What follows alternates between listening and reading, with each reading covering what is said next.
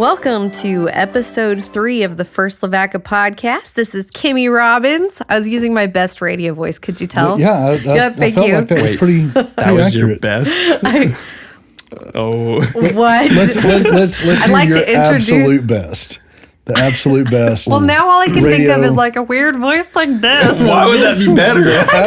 Hey, everybody, No idea. this is Kimie. Like, you just go the opposite route. I'd like to introduce you to our guest today. His name is Brandon Cruz. Yes. He is. I'm back in the house, everybody. He's back. By popular demand. We had so many people call the church office and just cry out to hear It's my been voice out of again. control. So here it is, Cry ladies out. and gents. Please. Sounds not accurate. Are we playing two truths and a lie again, Yeah. or what are the two truths there? I was just saying. It was a good time. I was had a saying good my. time. I was saying my truth. I had a no. We're not interested in that. We did have a very good discussion last time, so let's not We did. ruin that with that. That's why I saved it for this one. Okay. Yeah, okay.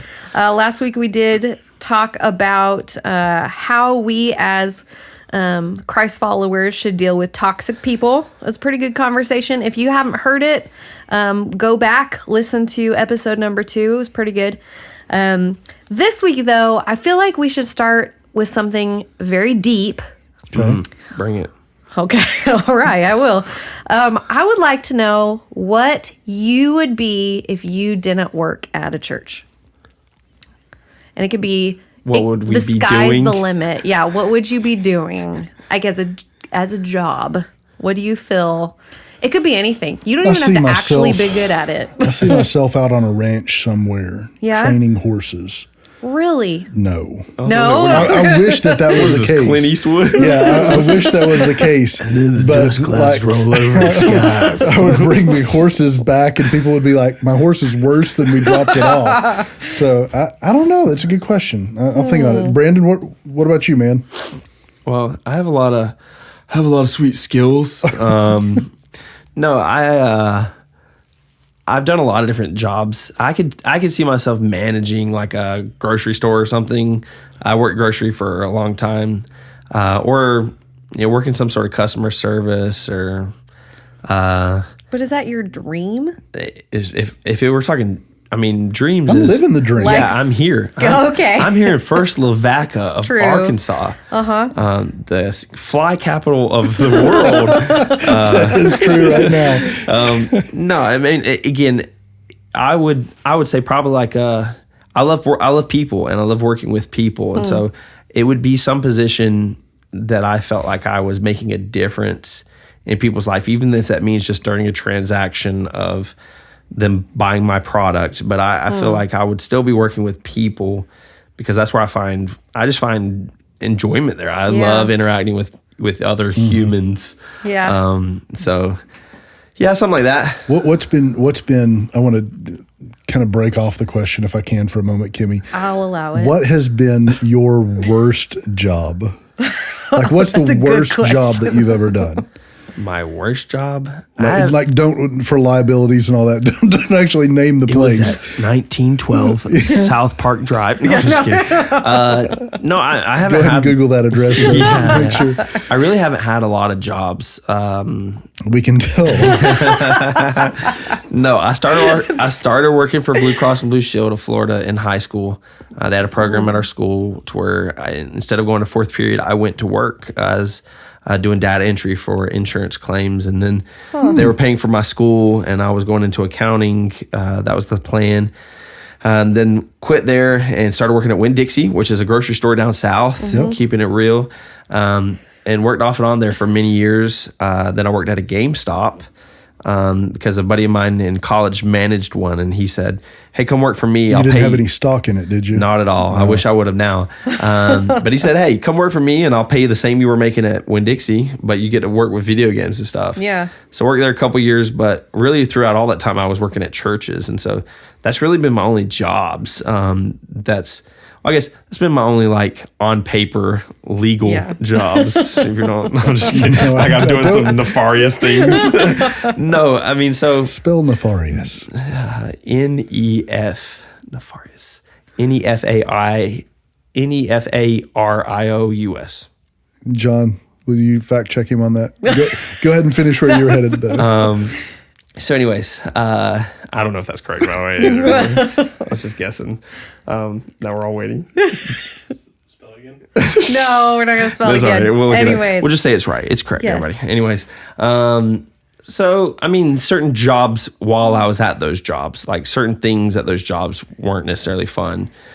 So, like, working at a grocery store, you'd have the lady come in with she'd get in one of those handicapped riding scooters, which nothing wrong with those. Those are great. But if you can't legally drive in the world, I don't know if you should be driving anything. And so one day a lady took out a whole pallet of wine and I mean, knocked it over. And so busted all this wine and it went everywhere. And the smell of alcohol, I don't like the smell of alcohol anyways, but it was just so strong. And she's like, oh, my bad. And she just drove off. And then I've had ladies pull out dollar bills from their body and be all sweaty and hand it to me to pay for stuff in Florida. So We're trying to keep the retching podcast noise. rating down. that's why I was very general. So very vague in the description. So there's times like that I'm like, that's not so much fun. Yeah. You just kind of look at those and you're like, this isn't real life, but I've had a lot of those moments in my life. So, Kimie, worst job for you? Ooh. and what would you be doing if you were working at a You church? totally changed the narrative of this. Sorry. Yeah. It's got me curious. Let's talk about the worst Because honestly, thing that's ever Brandon, happened in your life. neither one of those jobs were like terrible, terrible jobs. That's because I was well liked and had a lot of great skills. So I had great job opportunities. Oh, yeah. And all of his old bosses are listening right now. Yeah. Hey, I had great bosses. If I could do anything, Well, not just you could do anything like that you actually could do. whoa. Trapeze artist. Yeah, I you don't could want to not do that. I'd be an astronaut. I can't. Yeah.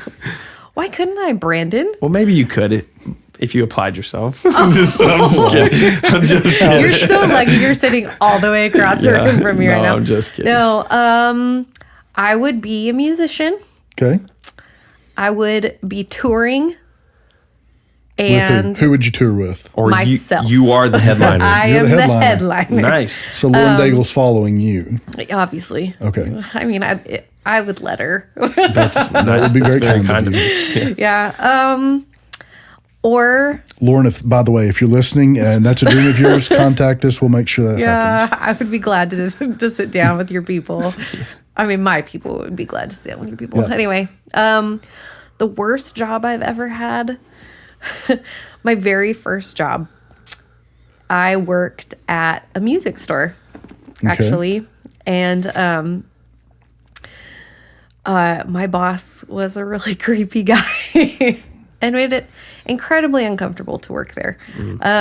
Wait, didn't your dad work for Weird Al? Yes. Oh, if you're listening from last week, or if you haven't listened so far, we played Two Truths and a Lie. My dad was actually a station manager in college at Cal Poly San Luis Obispo, and Weird Al was one of his DJs. Hey. So it really was true. But anyways, Sorry. You just brought up the music. Music has run through my family. It goes back generations. That and the polka. Weird Al. Wow. Yep. But yeah, that legitimately was an uncomfortable job. Not my favorite. Yeah. But I can clean a mean saxophone like nobody's business. Clean or like, you mean clean? You mean like literally clean? Like it? literally I had to go in and clean out all the spitty junk. I didn't know if that's like slang for I can play the saxophone No. really well. I cannot. No, cannot. So, all right. What would you be if you weren't the pastor? I think I would want to be an inventor. I've always I've looked at inventors and I've thought that is so cool that they get to have a concept up here and work through it. Have you ever had To an invent anything. idea that you'd like to come to fruition? Yeah, sorry, I didn't know this was like make up our own abilities and talents. So I would have Pretty changed mine. explicit. I said sky's the limit. You want to work at a I would grocery become store. Superman. Okay. No. I'd become Superman and save You're, people. you're managing a grocery store. That's what you wanted You to do. said it. That's You where can't. you're at. Like, I would like Unsay to it. invent power, like the electricity, you're just making up I stuff. can tell you my worst jobs without any question because I had a lot of them. Oh dear. I worked cleaning out at an animal shelter. So I went in on the weekends and cleaned at the animal shelter. Did you get to like interact with the animals? If you wanted to, you could. Oh. Typically, there's a reason why animals are at the animal shelter. I'll just leave that up to your imaginations. I also worked food service for a while in the dish room, and that was not enjoyable whatsoever. I could go on, but if I were to go on, then we wouldn't get to the topic today, which our topic is Bible Belt Christianity. Which doesn't tie in whatsoever. At all with what You had we've to wear a just been belt talking when you about. went to work. That's Well, I now don't think that was true. this topic is interesting to me only because I am the only person in this room that did not grow up in the Bible Belt.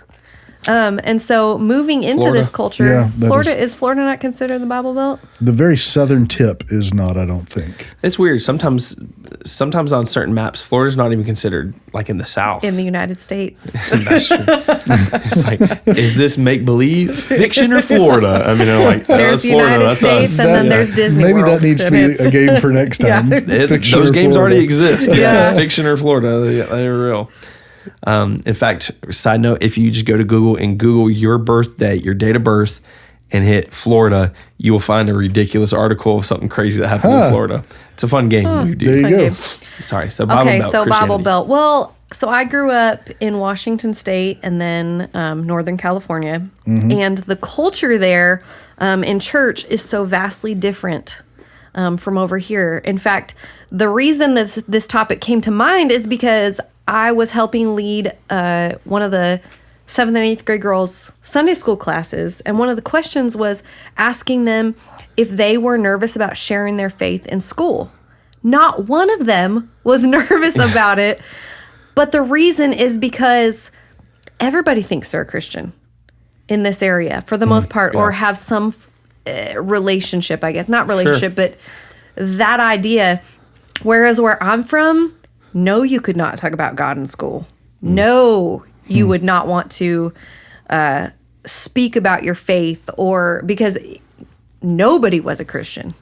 And so it's an interesting difference to me, I guess. And the question then that I had for them was, does that make it more difficult to reach people for Jesus? And I think the answer can be yes. Yeah. If they already feel saved, then what room does that give you? Yeah. And then what do you do? What do we do here? I guess to combat that, to meet the need where someone doesn't see a need. Yeah. I've known a lot of evangelists that have said something to the effect of, before we can get people saved, we've got to get them lost. Because especially in the Interesting South, concept. everybody thinks, well, not everybody, but a vast majority of folks think that, just speaking in generalities, well, grandma went to church, grandpa went to church, I'm a pretty good person. culture Mom and of daddy were Christianity. good people, they prayed, and so Yeah. because of that, I'm probably just fine. And so it's that thing of, I don't hate the church, No. and I'm not against it. I may or may not go to it. Yeah. It's almost like I'm an American, I'm a Christian. Like it's an identity Yeah. and not the relationship. And I think I would agree with that up until about the last 10 years. The last 10 years, if you look at kind of the studies and the trends that are out, that's shown really a lot of that has moved backwards. And I think, like for me, as we're talking about Bible Belt Christianity, or just, where does that land? yeah, what do we do with it? There are a lot of negative things that are attached to it, for sure. But there were also some very positive things, Right. I think, that culturally, like there was a respect towards the things of God, Right. the Church of Christ, the people of God, for sure. But over the last little bit, I think that as we've said, oh, no, these things are not important, or people have jettisoned some of that Bible Belt philosophy, it really, we've begun to see a decline in the culture, kind of a breakdown in culture. Do you guys see that? Or Yeah. I would say I grew up in the Bible Belt, but I didn't grow up going to church. And so I remember when I did get saved and eventually went to college and was in seminary. I remember going to a Disciple Now weekend, which is a youth weekend. It's a Friday to Sunday. Everybody stays the night in host homes. You're breaking up into groups. And it was in Alabama. And at that time, it was everybody's a Christian, right? I mean, it's just, you ask the question, we're all saved. And so I remember I asked, sat down one-on-one with each student in my group and said, "Are you a Christian?" And every single one of them said yes. And I said, "All right, great. Well, tell me how to get saved." And they kind of fumble around a minute. And I said, "Well, listen, just tell me what you did to get saved. And I can do that if I'm lost. Just tell me how you got saved." And I had a group of, I think, like 15, and it was either 11 or 12 of them got saved that weekend. Wow. They all claimed to be saved.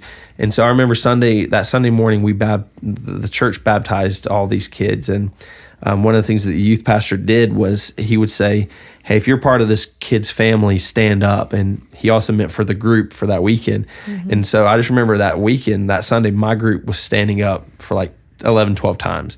And everybody's like, "Man, what did you do?" And I was like, I just asked I told them to tell me how they got saved.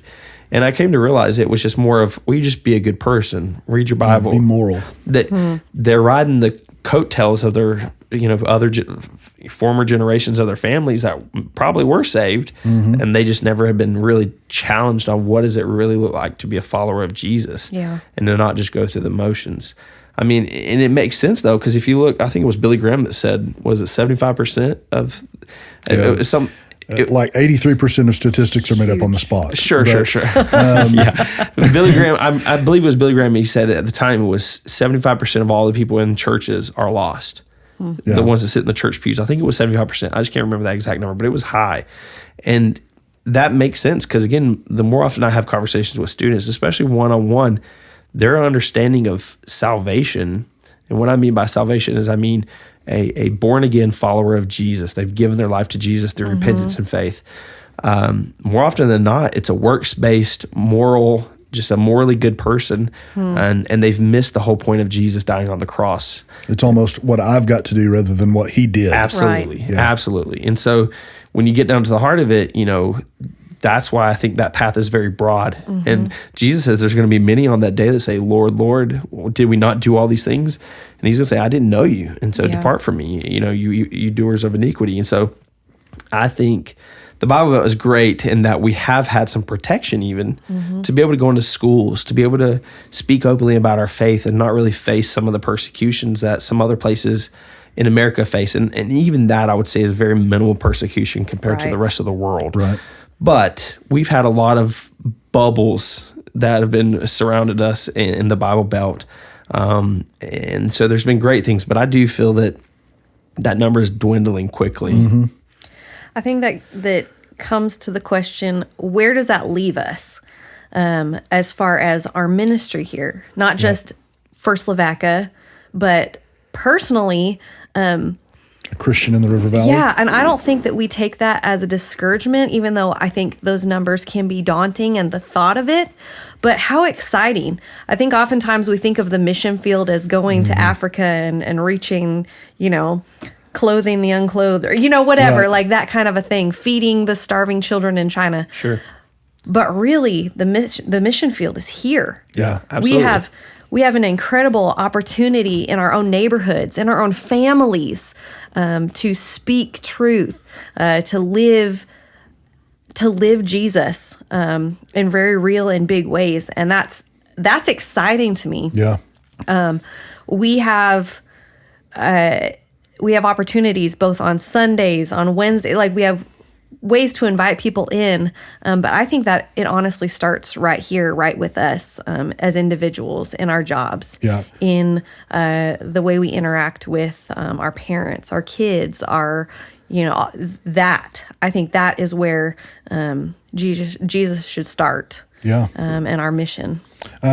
I think as we're kind of wrapping this subject up, considering how do we approach knowing that we live in the Bible Belt? How do we approach the mission of God right where we're at in the River Valley? I think one of the things that I have been challenged by more and more in the last several months and really year of ministry is don't anticipate that you know where someone's at. Right. The more that I anticipate that, that person's saved, or that, I never get around to asking them about that. No. And so the presumptions, I think oftentimes that we make, kill the ministry that God has given right to us. I mean, He's put it right there in front of us. And we just presume, they're saved, or like to your point, they've told me that they're a Christian. Well, have you gotten to know their story, though? Because oftentimes, if someone knows that you're a Christian, they're going to want to be able to identify on that level. And so being able to have a good, long conversation about, or a short, great conversation, right. Tell me about that. That's awesome. Yeah. How can I be praying for you? I think the follow-up on that is just as important as the question itself. Yeah. I preached on this month or so ago now about I think what I see a lot of times, especially even in our church here at Lavaca, I think there are many people that go here that are great people, morally great people that call themselves Christians, but that name is just associated with their attendance. And I'm not saying everyone. I think we've got amazing believers that go here, but what I see sometimes that happens in churches is because their definition of salvation, their definition of Christian is being good morally and coming to things when they go out and evangelize or reach those people around them, they're just encouraging them to do those same things. Yeah. And they're perpetuating the cycle of just making people come fill the seats. Yeah. When Jesus says, hey, we're called to make disciples. Right. And so that's where I would challenge each and every one of us and those listening is to have those hard conversations that I don't even know why we call them hard. I shouldn't have said that. Just heart level conversations. Yeah, just genuine conversations. Because again, even as a pastor, there's been a few times where somebody come up and said, hey, how's your walk with Jesus? And it caught me off guard because it's not how we have those. We don't normally have those conversations. But in those, there's such challenge and such growth opportunities and room for such change. So never be fearful to ask somebody, especially if they call themselves a Christian, because the Bible is very clear that we are always to be prepared to give a reason for the hope that we have within us. And so I don't see anything wrong if somebody says, hey, I'm a Christian. Be like, awesome. Tell me about the time you gave your life to Jesus. That's an encouraging story. Right. And I don't think that should become common conversation. And I do find the more that I open myself up to that, the more I say those things to people, the more I challenge people, the easier and more natural it becomes. It doesn't feel like I've got to ask this. Yep. It just naturally comes up. Yeah. So I saw a Facebook post from a friend last night that just said that he had been in a spiritually dry place. Said, I've been doing all the right things. I've been going to church, reading my Bible, all those things, but I felt spiritually dry on the inside for months. And he was going to see a friend that's a doctor. And anyways, he ended up praying for the doctor. And then whenever he left there, I think he went to a grocery store or something and he prayed with someone else. And at the end of his post, basically what he said was, I've been doing all the right things, but my heart hasn't been where the heart of Christ was. I mean, that wasn't what he said, but that was essentially what he got to. Whenever I started looking at, rather than looking at myself and where I felt like I was spiritually, he began to look at what can I do for someone else? How can I spur them on in their walk with Christ? And so as we close up today, I would just say, man, there's no telling the people that God has encircled you with, the people that are around you, that your story can align with theirs, and you can be that person of influence that gets to step in and have a life-giving conversation that you never will know the depth or the power of. And so, man, as we close up today, I just want you to know we are thankful that you are a part of this podcast. It's something that we look forward to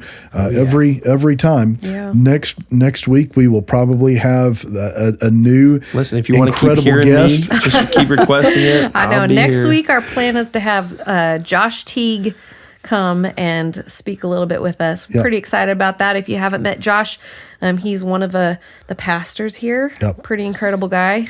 Be a great time. Incredible. It's Another great topic. It's a competition for That's not the way to intro you, bro. He's a good friend, but incredible. He's all right. Anyway, So join us next week and be a part of this conversation. This is exciting. If you've got any topics that you'd like us to cover or any questions that you have for us, please let us know. We'd love to run over those things and get to know you a little bit better as well. yeah. So have a wonderful week, and we'll talk to you soon. Deuces. Thanks for joining us today on the First Lavaca podcast. You can connect with us online at firstlavaca.com and make sure to subscribe to our podcast so that you don't miss out on exciting new content. Have a great week.